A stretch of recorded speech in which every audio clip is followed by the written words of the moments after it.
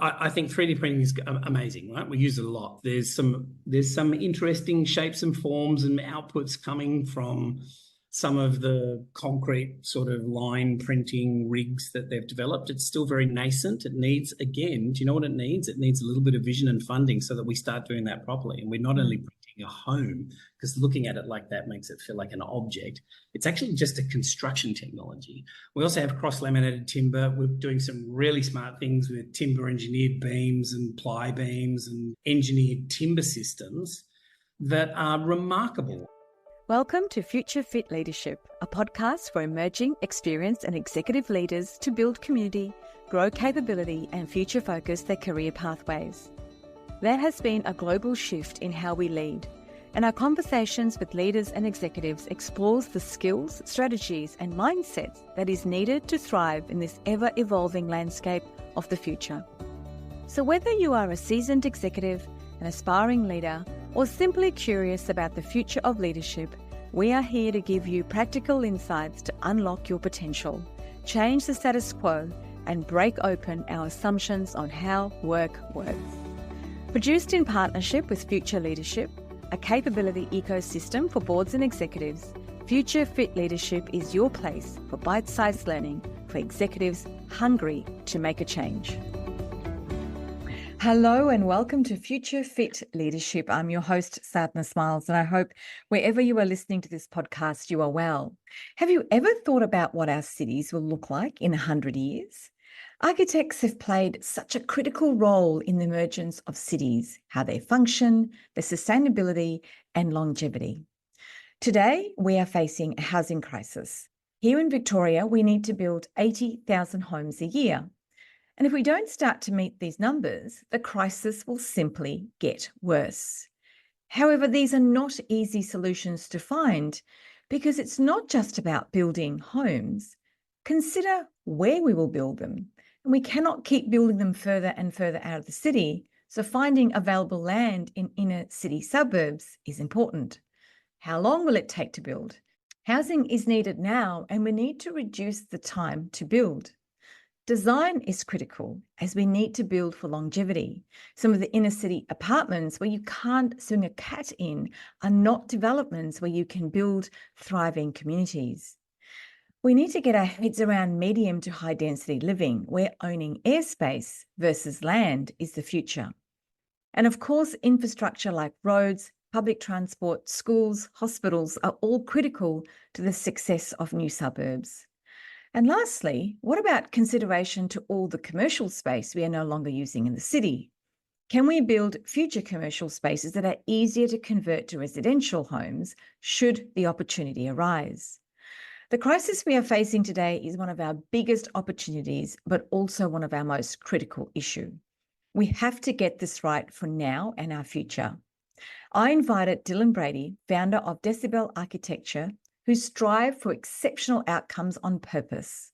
Their architecture is formed and shaped by the client, the challenge of the opportunity, and their desire to make a better world. They help people to imagine and believe in things that don't exist yet. They see themselves as storytellers, which I think is so appropriate because at some point their architecture will tell the story of this time. Enjoy this conversation with Dylan on what we need to do differently to achieve our build targets. Well, hello, Dylan. Welcome to Future Fit Leadership Podcast. How are you today? I am very well, Sadhna. How are you? Very good. You're coming to me from sunny Queensland. I am in windy, wet, well, actually it's not too wet, Victoria. So you're getting the best of the weather. Well, I hope the sun comes out. It's a little overcast, but you know, I love a freshly washed beach. Yeah, beautiful. Now, as I do with all of my guests on my podcast, I ask them to share a little bit about themselves first. Sure. Dylan Brady's my name. I'm an architect. I was born in Melbourne, but grew up in northern New South Wales, hence a bit of a retreat to the sunny club. And have been practicing for way too long. Worked at big practices to kick off through major public buildings in Melbourne, like the Exhibition Centre, Federation Square, the Melbourne Museum, those kinds of things. And then have worked sort of for myself since then and with partners and started our own practices. Studio 505 ran for about 15 years, and we did hospitals and expos. And Decibel Architecture is now turning 9, which is great. And Decibel's been a revelation of freedom in thinking about the way we work. Now, what made you get into architecture? Well, aside from the fact that my parents met at architecture school, which of course has absolutely nothing to do with it, I have known since the age of 7. I really love drawing and imagining futures and worlds. Brought up on science fiction, so the idea of, being able to construct and create coherent stories with technology and culture and people was really engaging, and that they were so wildly far-fetched all the time gave me a real desire to change, to make better places, to build better buildings, to imagine the future and say, let's do it now. Well, I want to talk about that because you and I actually met at a round table where we were very kindly invited, and you shared not just, values about your business, but your thoughts on what future builds could look like. And I found that a really fascinating conversation. But let's start with your business values, which I absolutely loved, and you live them for the builds that you do. So share them with our listeners. So we have 3 values that we work to: knowledge, radicalism, and play. And those 3 values are kind of lenses that we look at all of the questions and opportunities that we've got with the work that we do. So we define knowledge, as a value is that we're hungry for continuous learning, and we consciously venture into the unknown so that our expertise is never dulled by our experience, which is really interesting, because the projects like, Federation Square, we had experts coming in saying, I know how to do this. And I said, have you ever done one? And that's where their experience held them back. Radicalism is the second one, which is we like to query the status quo. And we envision, design, advocate for radical change. We're here to change. We need to have radical ideas. Everything is going so quickly and so unknown, and we need to be able to accelerate the way that we think radically, and to think outside the square, challenge. And play, our final one, which is really at the core of all of them. Play is about not just that toys in the toy box play, but it's play like Rafael Nadal plays tennis, like his fingers are bleeding and everyone's watching, and it's right at the end. Or it's the virtuoso violin player who has to practice and practice. So it's two-folded, this sense of play. It's about embracing experimentation, being ready to fail, playfulness and fresh thinking, humor, just finding new ways of working, not only internally to ourselves, but externally to our clients and partners. One of the things you talked about, which I love, was that your business specialises in doing things that has never been done before, which is so unique. Doing things we've never done, which is doing things that you've never done. So your business, we specialise in things we've never done before, and so and that gives us fresh eyes on every problem. Well, I love that concept, because. And I think sometimes businesses get stale because we do things that we know how to do really, really well, because venturing into the unknown requires, a lot of big stuff in a business. Let's just leave it as that. It needs courage. And trust and people. Businesses are guided into specializations of particular process or product. But because that's where they make money, they do more of it, they become known for it, you get approached, you become the biggest, you do and there's a profit motive to it. And we like to, whilst still making a profit, we're still really interested in being, as I said, to that radicalism point, at the cutting edge of the bleeding, wandering out and having little bits go, no, that's not going to work, like testing to failure so that we can be understanding what all of these new technologies can do. How does that work with people? Because does that create, if I had to come to work and I know that I'm going to be doing something new pretty much, every time we do a project. Oh, yeah. How does that work with your people? So we like people to be in a place of learning and kind of inspiring discomfort, where there's opportunity in front and they don't necessarily know what the answer is. But we don't rely on people having no skills. We're really deeply committed to teaching everybody every program, every software. We don't talk to them about how they use those programs. We just go, hey, we've got to do this thing and it needs to do that. Now, maybe it's a grasshopper script, or maybe it's this, or let's have a look through some ancient kind of structures of numerical something or other that might pay attention, have something relevant to do with this. And they explore. So often we'll be talking to our staff and they'll be like, I wouldn't have even done something this crazy at uni. Do you know what I mean? Like, this is like a crazy university project. And I'm like, yeah, but we're going to have to deliver it. And so, there's nothing crazy with the ideas at uni. There's some great ideas. Being able to deliver them is a key, though. So people are technically competent. How do you go selling these radical ideas to your clients, or do they come to you knowing you are going to give them a radical idea?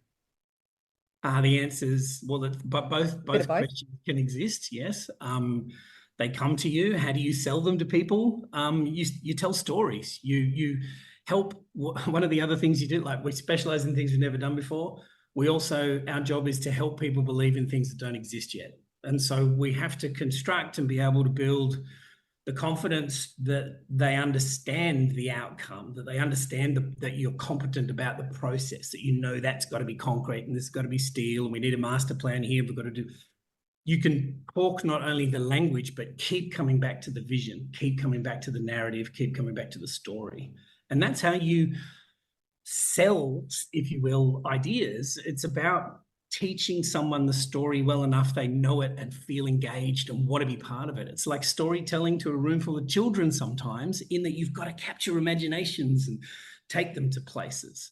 And I'm not calling our clients children, but what I am saying is that we use this kind of radical perspective on what we do. I've presented entire projects and never really once referred to the architecture. I've only been talking about the spaces and the people and the culture or the community we were looking to build. That's a great leadership skill that we all need as leaders, is to be able to tell the story of where you want the business to land, not just in profits and KPIs and, measurements. So the black and whites as such, but to tell the story so people believe in a vision and a legacy. Correct. So legacy is really important, and we teach it to our staff. We do career reviews with our staff to talk about what they love, what they're interested in, how can we help them get there, what does 5 years, 10, we use 3 horizons. The furthest one is legacy, the third horizon, that's what you want left behind. Inspiration is the middle horizon. It can move around a little bit, but generally you'll be inspired to, I'm really inspired by something. And then the first horizon is sustenance. That's the day-to-day. What am I doing now? What am I doing tomorrow? Do I need a holiday? Am I hungry? Am I eating? What's my process? How am I talking to the people? Because the beauty of today is you've only ever got today. Even in 5 years, it's going to be today. So how often do you reconnect your people to that? Like, is that something you do project by project, or is that a plan that you've got with your people? I'm interested to know, how do you keep them connected to those 3 things? Well, we only have 25 staff. It's still a lot. But it's a really close-knit team. And so we don't have a 9 a.m. company values, right? Repeat the company values after me. We weave them into the way we work. We weave them into the dinners that we put on and the competitions we run in the studio and the games we put on. We're continuously folding that in, not only through our work, but through our culture. And it takes a team to do that. We've got a great team of directors in there who practice people, projects. Together, we 3 really push our team. We push that lets our team push the clients and go into new spaces and delivering outrageous promise. And that team gels around those actions. I love that, delivering an outrageous promise. That's a great way of looking at it. Now, talking about outrageous promises, what I love about what architects do, and you and I talked about this when we were planning this podcast, is you design cities and you design the future look and feel of how we live and environments and cities. And when you think about structure and design, and you're leaving a legacy around, 20 years from now, 30, 100 years from now, when we are no longer here, those buildings will still remain and they will still tell a story. And the other part of it is that you give us a look into the future of what a building could look like or how living could look like.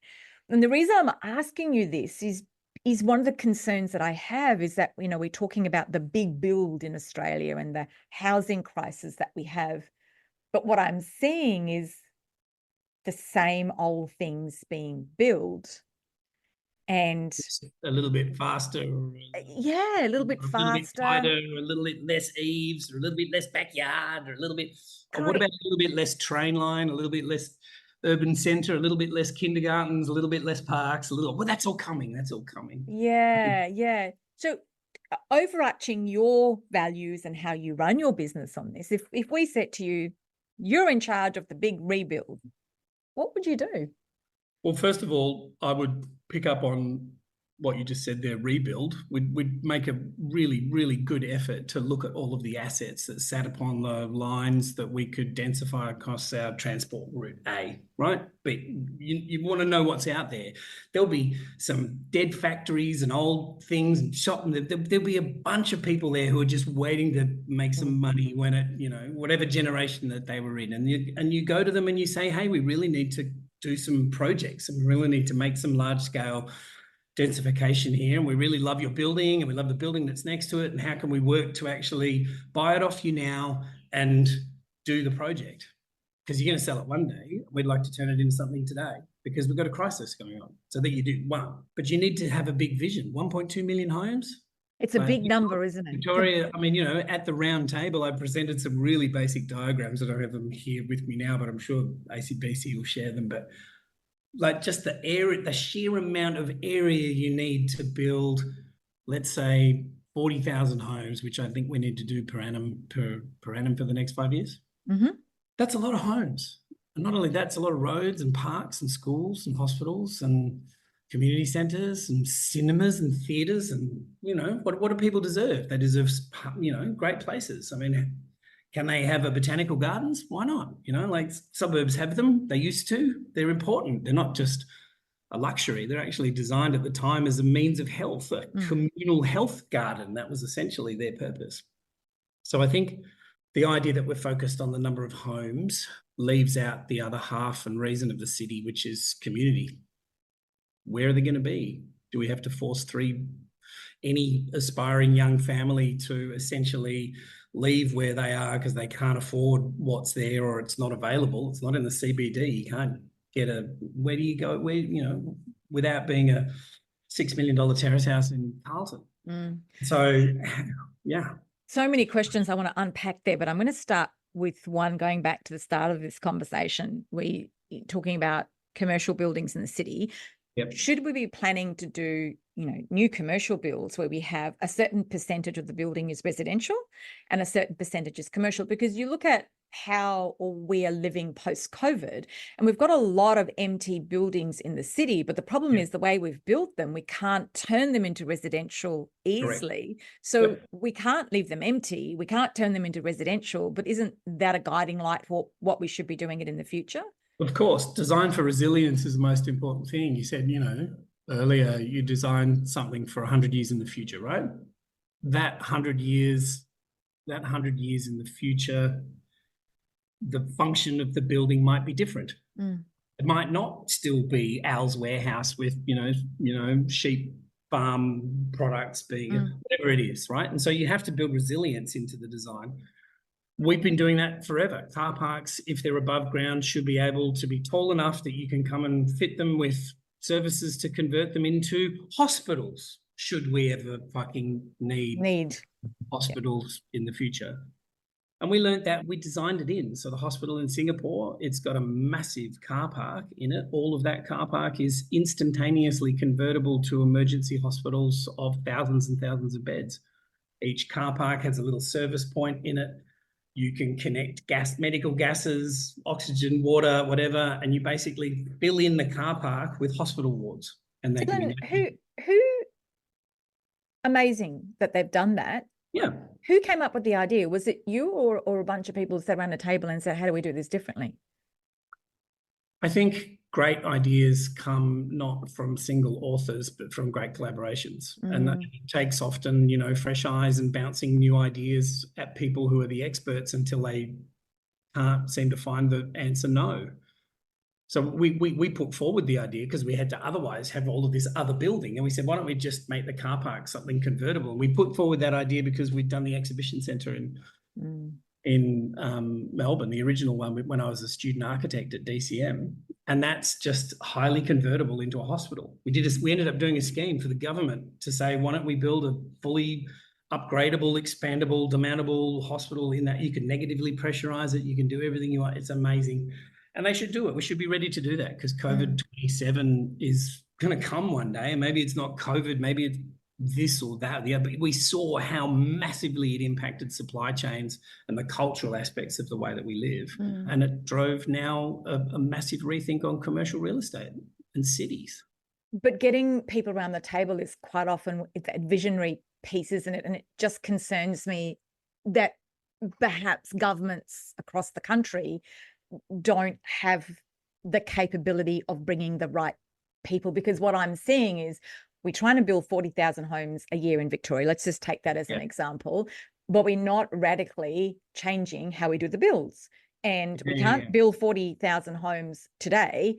What makes us think that we're going to build them in 3 years' time or in 12 months' time? Because we're not doing it right now. We're not radically changing how we build them either.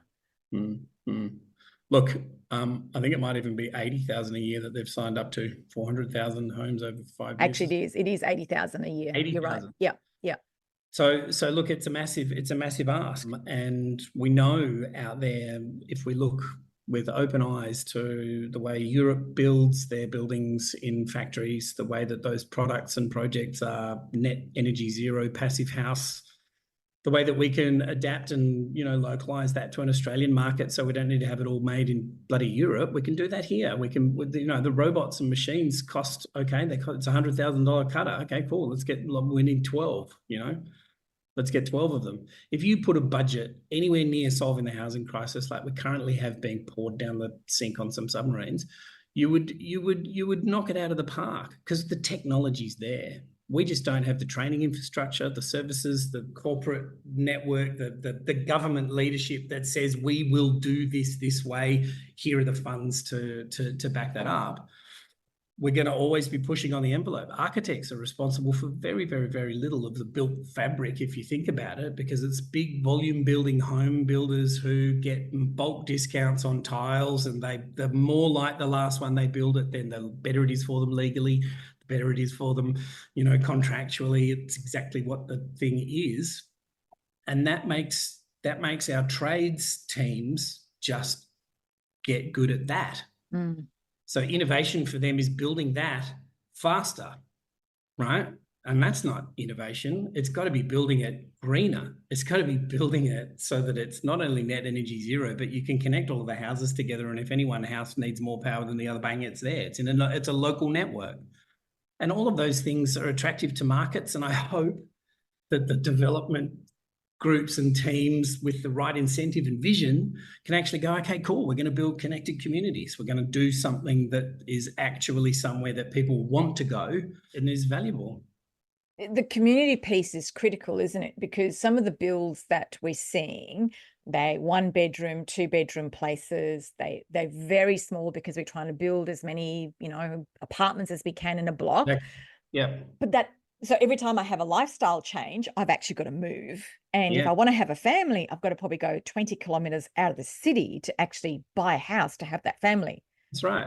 How do we change that? Because for me, I'm going to go back to the very beginning of this, which is it's the architects who design the homes for the communities to live in. So how do we get the developers to actually say, you know what?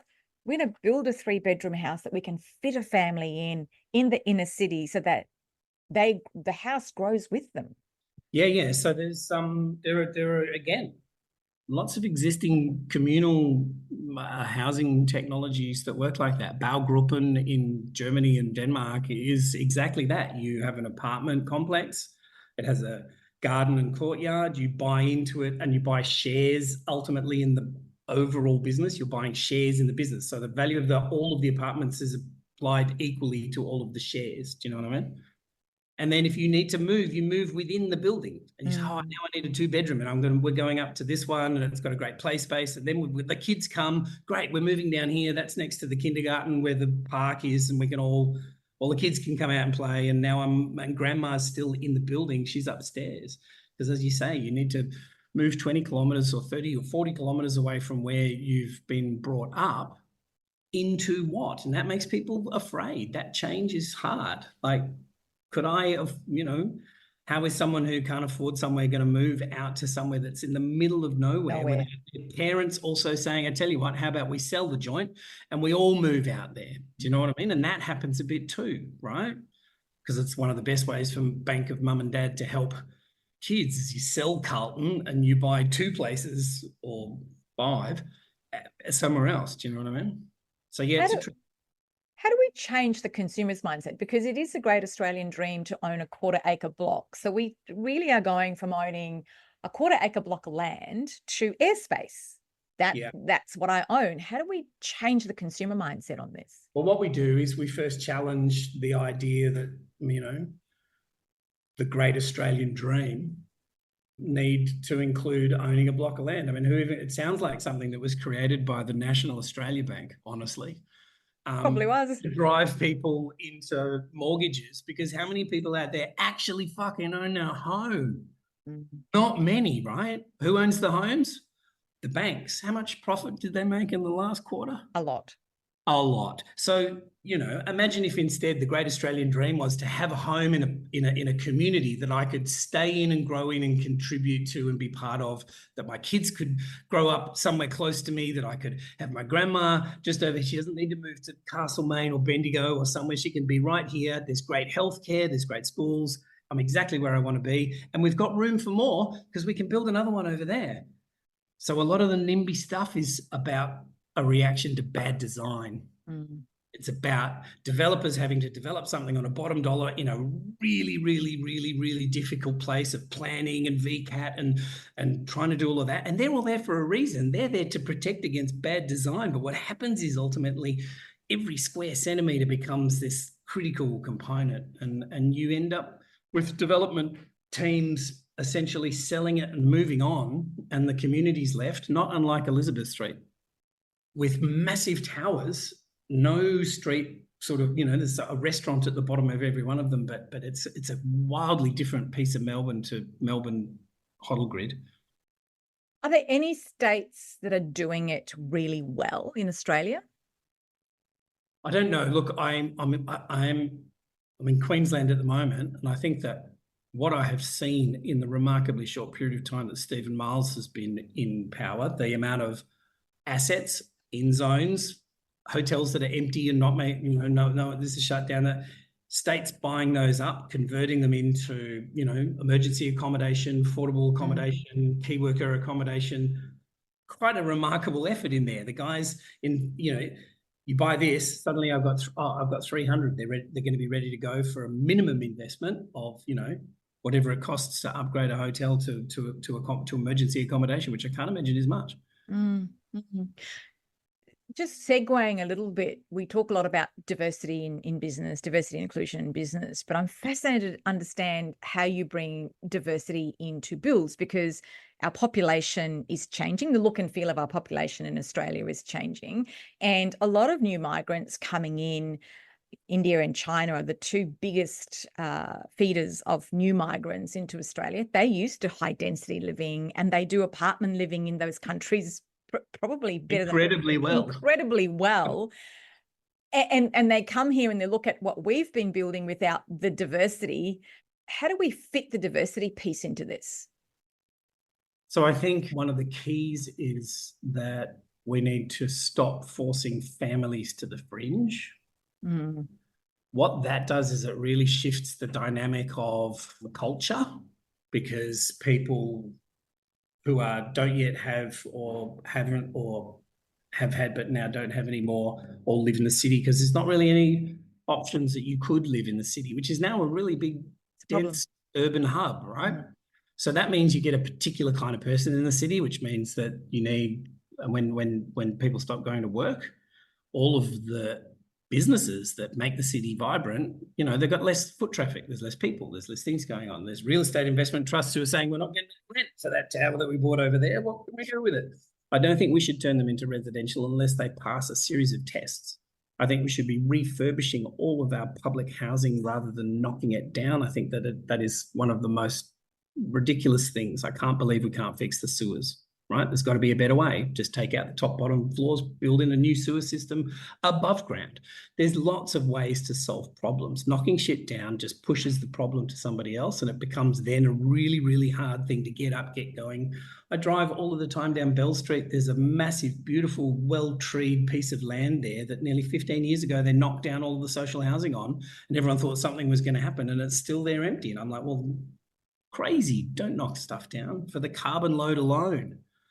But think about ingenuity, innovation. How do we think radically? How do we play with this a little bit? Hey, we know what we know, and is what we know actually holding us back? Because we might need to know something else, right? There might be a different way to solve this problem, and that's what we like to advocate for.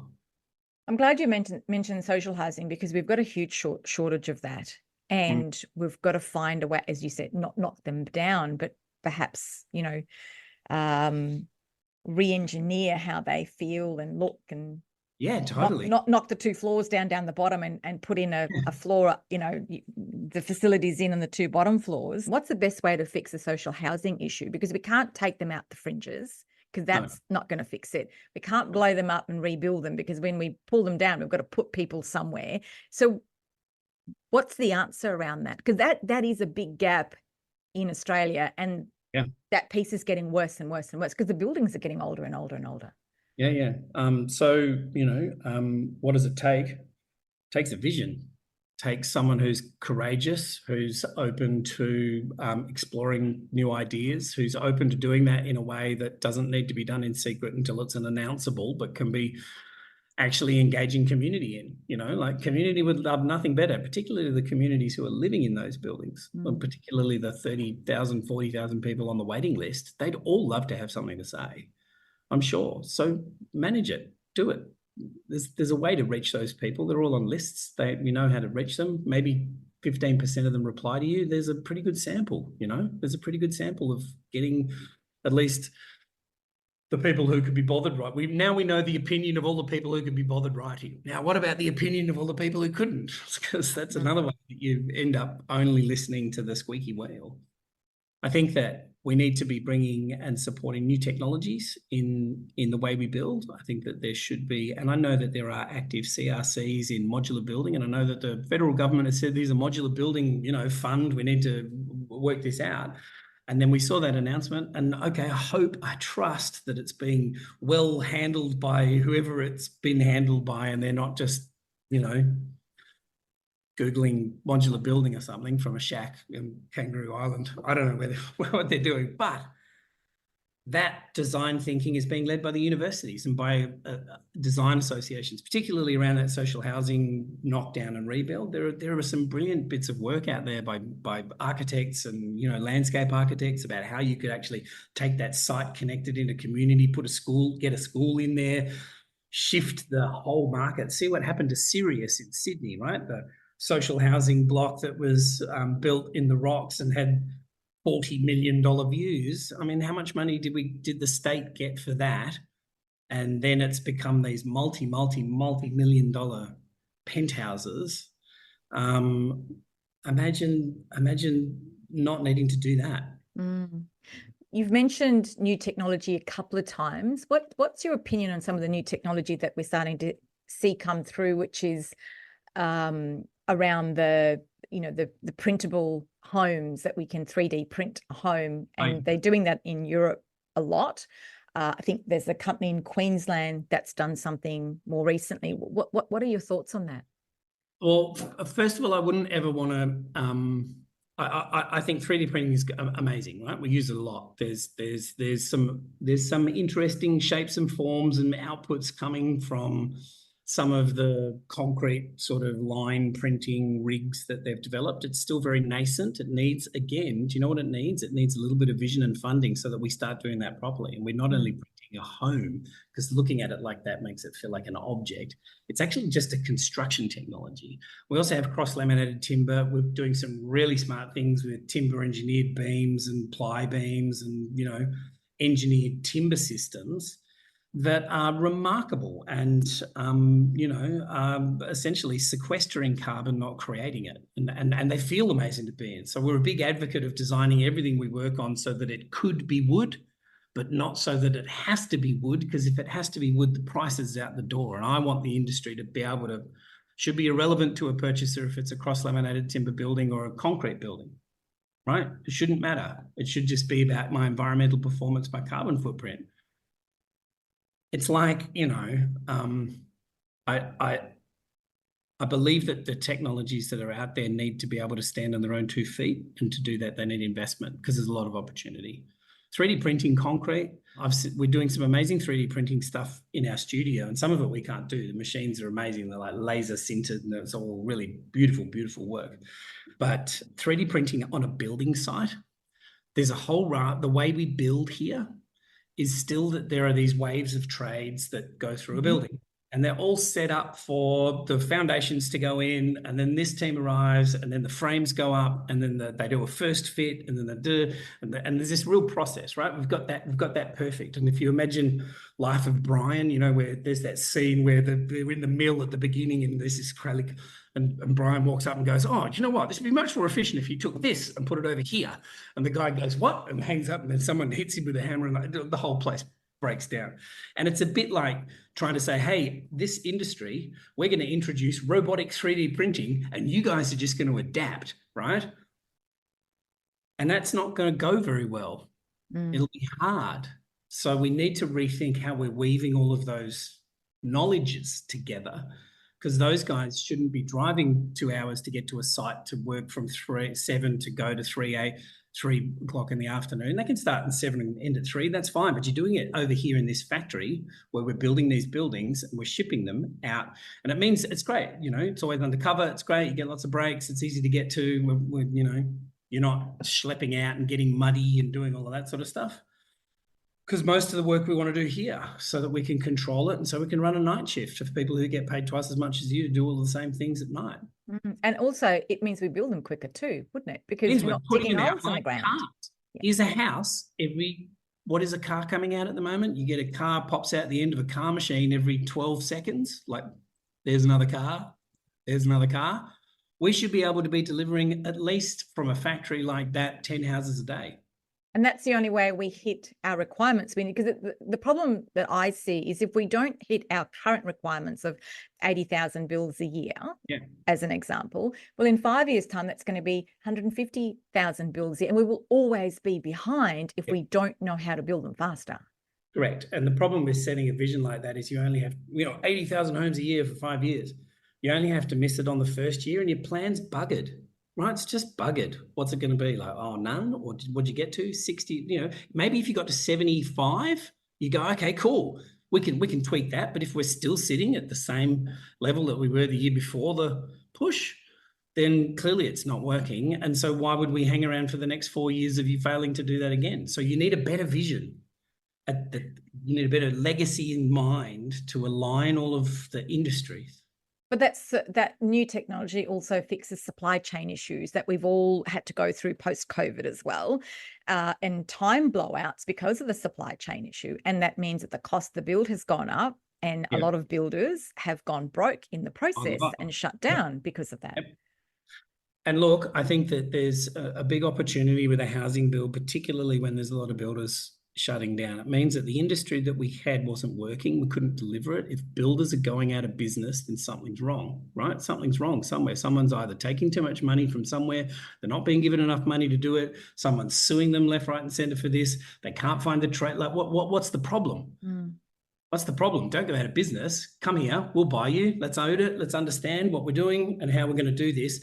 And instead of everybody going on to unemployment benefits or whatever, or the next job in a field of shrinking work, you create the new industries that those crews move into. You stop them from becoming unemployed by going, great, here we go. We've got a new factory. We're going to start doing this. Let's move offshore, because you've done a lot of work offshore in many different countries, in China, Singapore, Malaysia. There's a whole heap more that I can't remember that you've told me about. Yeah. How are the builds there different to what we're doing? Because they're all high density living cities. So two things. Culturally, they're very different, right? So it strikes me that driving through any suburban street in China never feels like driving through a suburban street in Australia. I often imagine, what would it be like having grown up in Shanghai and come to Melbourne and see how all the streets are laid out? And like, it would be quite odd, like to your point earlier, where those, Indian and Chinese, deeply kind of cultural spaced people coming out and going, my God, look at what is this lawn? I'm going to mow this lawn. How am I going to do that? That's because we're selling them the Great Australian Dream. So the differences between how they do building in the countries that you've worked in offshore. One of the big differences working overseas is that the political and socioeconomic cultural structures are incredibly different. They've got very, very, very different histories. Australia, how old are we? 65,000 years if we had managed to get it right when we came, instead of sort of going, no. And hopefully that reconciliation process makes us more culturally aware of deep things. But working in China is very, very different. In China, everything is aligned. Everybody has a vision, a common vision of China, and everybody participates, and they all participate in the ways that they can. There are those that, there's the very, very, very, very, very few percentage of them that you ever meet in Melbourne, because they have to be at a certain level in Chinese culture to have been able to afford economically to go to Melbourne. The people in the communities in the villages are building high-speed railways, right? When they build they build more high-speed railways and roads and freeways and universities and cities and stuff that put nearly 600 million people out of rural and into urban conditions, which is an amazing thing when you just think about it. They've got a big vision.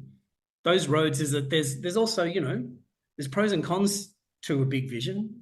If it means that you're saying, right, there's going to be a railway here, bang, you don't get any say in that. You've seen those Chinese nail houses where someone hasn't sold their house and there's a freeway driving around it. Like they're just going to build the freeway and you've got your house and, away you go. And there's a few nail houses, but everyone otherwise seems to be completely committed to, without haste and without fear, making it work. And it's quite extraordinary. And what about, I think you've done some work in Saudi Arabia? Yes, my dad was actually the Saudi Arabian government architect from 1985 to something or other. So I visited there as a 15-year-old. He was working there for about 8 years, and it was an extraordinary place. And we've just been invited back to work on some new kind of pretty visionary projects there, where they're looking to create new places and cultural centres and, a real community vision. There's a brand change going on, and the Kingdom of Saudi Arabia is really determined to create that tourism destination that's full of cultural aspects. So we're working on a game city, which is like a city designed for e-game events and sports and things like that. And I don't know if you know, but e-games are worth currently more than television, and the movie and music industries combined is bigger in games. And so games are this amazing new community. It's a global community that, unlike every other one that started in diaspora, this one started in living rooms around the world, and it's kind of coming together. Do you know what I mean? And that's a really interesting kind of graph of how communities form. And it's great for me with all the science fiction that I've thought of about saying, okay, cool, if we're going to do this vision, it needs to be coherent right down to the character level, right? And I present pretty much like I'm talking to you, and tell stories about what we're visioning and convince people to believe in these things, and then we deliver them. It's great. It's like university. And some of the buildings in the Middle East, like some, I've never been, but I've only seen pictures online and in movies, etc. They're incredible. These buildings. They are extraordinary. And like China made some extraordinary buildings 12, 15 years ago, they started doing some incredible architectural masterpieces. And in the same way, I guess, like every global city, if you look at Shanghai today from 1992, it is science fiction. And Dubai similarly. You look at the way so there's a human commonality to the way our cities are developing in these places. And Saudi Arabia is made up of humans, and their cities are going the same way, putting in some fantastic looking buildings and high-speed trains and more solar power than, it's like they're rivaling. It's like China, Saudi Arabia, when you look at who's putting in the most solar power at the moment. And it's an incredible vision, because they know they've been living in that place for so long. They know that all of the sustainability systems and the construction systems and the operation systems, they need to be really deeply thought about, because there's no never-ending water. Do you know what I mean? So let's use it 17 times. Architects, how are you influencing what the future of Australia needs to look like? Because that's where you play. How, as a group or as a network or as a profession, are you all influencing what the future of Australia looks like? Oh, look, I would under no way, shape or form want to speak on behalf of the profession. There are lots of organisations that are out there that advocate for change, and there's the councils and the institutes and the registration boards, and there's a whole management team in there. I'm in the medium practice forum. How do we as architects work? I think we do our best to help, I guess, share the benefits of design and design thinking in the delivery of projects. And, there are always going to be, architecture is a big orchestra. You need people on the strings, and you need people writing specifications, and you need people thinking about details and legals, and like there's a whole the Islamic rug of threads in an architectural practice, I hope at least everywhere, are really broad and interesting. And so we try to help people think differently. If you had, I don't know, I hope we do. If you had the ability to influence or call out, what we need to do over the next 2 years to 3 years to meet some of our build requirements, what are the few things that you would call out for industry, leaders, government, architects, developers to do? Yeah, I would first be putting out RFPs for innovation construction companies from regional Asia, from anywhere. In fact, mainly in that regional Asia, but also Europe. And hey, interested in coming to Australia? Want to come and live here? We've got this, we've got that, we've got this. We're also setting up new businesses, and we want to bring these kind of technologies in. I would start that process now. We need to be a land of innovation, and we need to be originating that. And the best way to originate that is to RFP to the world and get your own local team deeply interested in what's going on around you, right? And how to do that. I would make sure that we get that density kind of study on the existing urban transport corridors well understood. Want to know zoning, want to know this, not for the purposes of initially demolition and handing it to a developer, but for the purposes of master planning, understanding what's there, what could we do, how do we fit the most possible homes in here. Imagine a series of little corridor studies up the railway tracks of where are the spaces. We've created projects like that fill in a little bit of railway and deliver 300 homes and great car parks, and we want to connect it into the health precinct. And we've put that forward to government and homes, and we've tried to get people interested in it.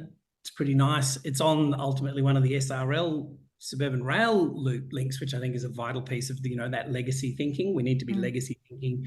There's going to be a train. We're building it. We're Australians, so we're building it really fucking slow. It's costing us really shit tons of money. Could we possibly get the Chinese to help us to build this? Because they were doing it really quickly.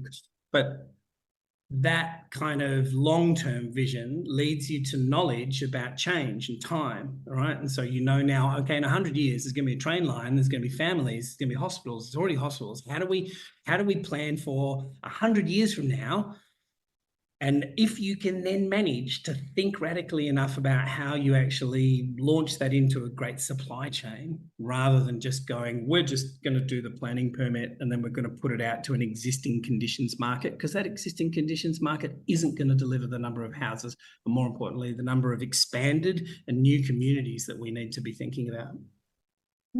I could talk to you all day about this, but we don't have time. Thank you so much for making the time to have a conversation with me around what is a really critical issue for Australia right now. And it will be interesting to see, because this will all happen in our lifetime, and the changes and the critical decisions that, you know, we all need to make as a community, as a country, and as leaders. So it'll be really interesting to see where we land on all of this. Yeah. And I'd love my kids to be able to buy a house close to me. 100%. And like, you know, why not? Thank you so much for your time. I look forward to keeping in touch. See you. If you like what you've heard, please share, rate and review this podcast. And don't forget to share it with anyone who might benefit from hearing it. The producer of Future Fit Leadership is Maritza Barone from Guide Your Light Network. If you would like to reach out to me, please DM me on any of my social media platforms. I'm available for speaking at conferences or consulting to your business. Future Fit is created in partnership with Future Leadership, a capability ecosystem for boards and executives. If you'd like to join the community and receive a free takeaway each week, sign up to the Future Exchange app in my show notes. Thank you for having me in your space. This is a Guide Your Light Network production, creating podcasts with purpose.